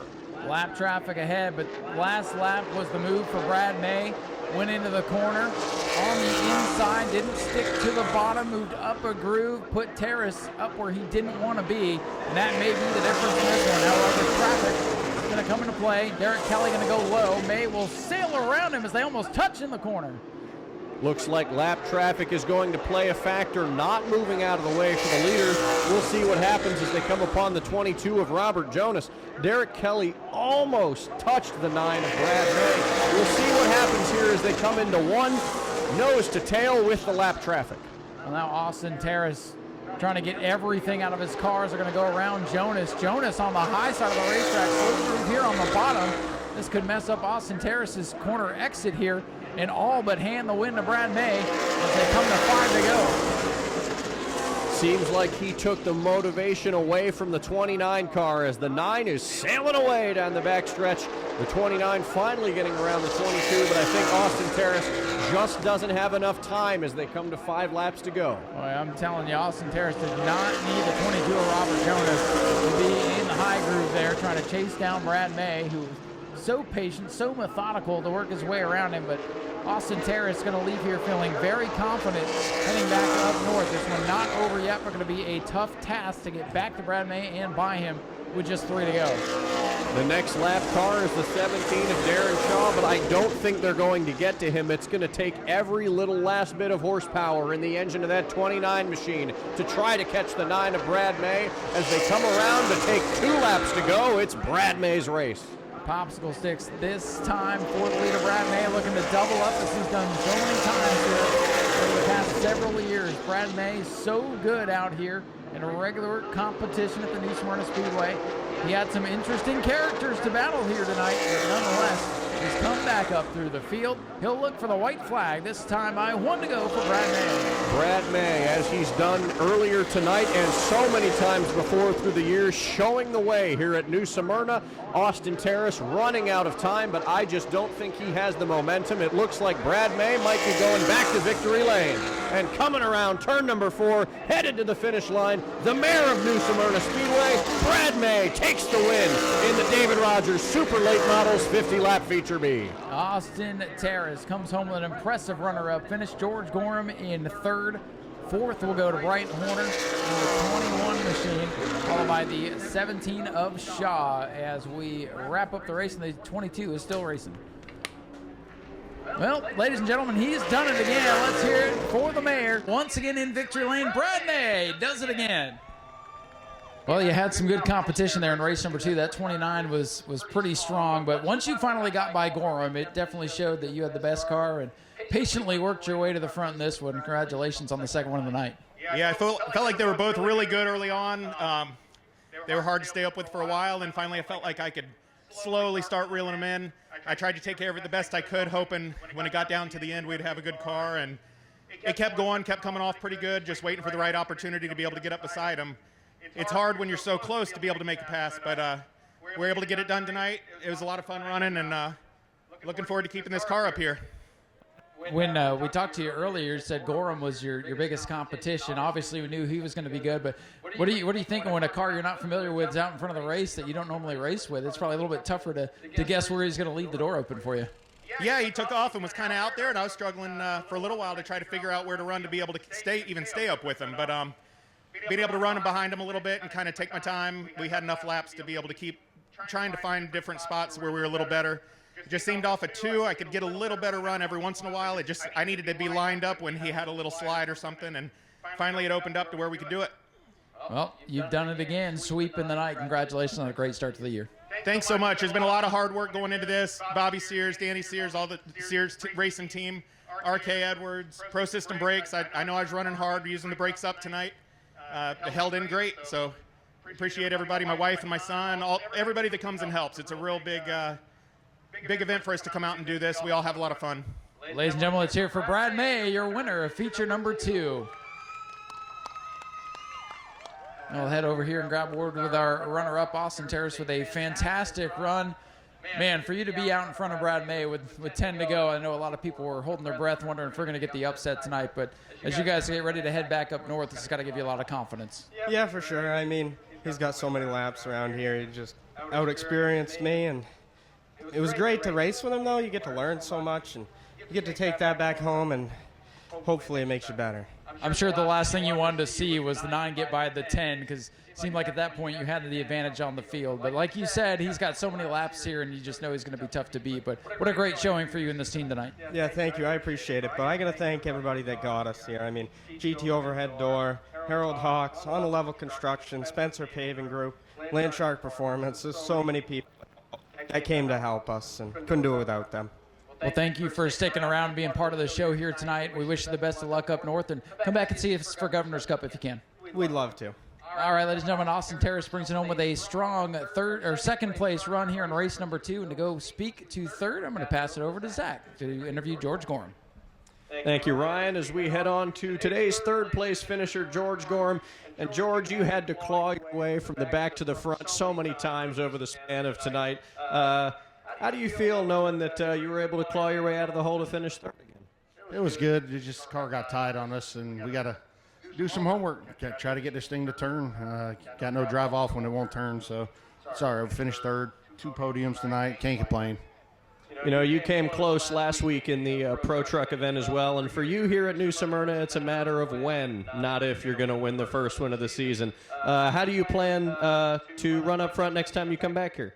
We'll be back next week with Pro Trucks again, see how that goes, and then obviously we got a full year here, points racing, and hopefully we'll be at the end. That's all that matters. Thank you, George. Have a fantastic run next week, and you had a great run tonight. Race fans, we hope you had an enjoyable tonight at New Smyrna Speedway, watching late models and Bomber A's and all of the wonderful classes here. I'm going to pass it back on over to Ryan. Thank you very much, Zach, and thank you to everybody sticking around again to the bitter end. We hope you enjoyed the show here tonight. Thanks to all of our drivers and crews for being here as well. Again, come back and see us next Saturday night for some more great action. Family fun night, including 5 great racing divisions. $5 general admission. Kids 11 and under are free. And on behalf of everybody here at the New Smyrna Speedway and the Hart family, my name is Ryan Stevens. Big thank you to Zach for helping me out here tonight. That's going to wrap it up. We'll see you next Saturday night. Get home safe. We'll see you then. Good night, everybody.